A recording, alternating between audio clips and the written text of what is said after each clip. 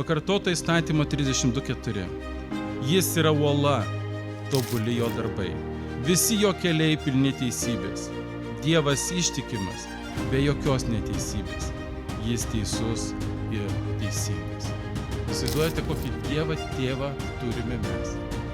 Aišku, mes čia galime matyti daug dalykų, uola, kai tu gali atsiremti, kai tau yra sunku, kai tavęs slegia problemos, ateini prie tos uolos ir jis yra ištikimas.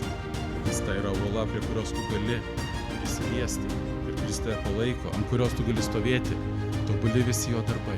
Jo visi keliai pilni teisybės. Ir kai žiūriu šitas eilutės, aš stengiuosi pritaikyti tai savo. Truputį skauda, žiūri sąžiningai savo gyvenimą. Ir galvoji, ar mano visi keliai pilni teisybės. Ar aš esu ištikimas ir ar manyje nėra jokios neteisybės. Ir aš suprantu, kad tai yra iliuzija, kurios mums kol kas, kol esame čia žemėje, mes nepasieksime. Bet stengtis reikia.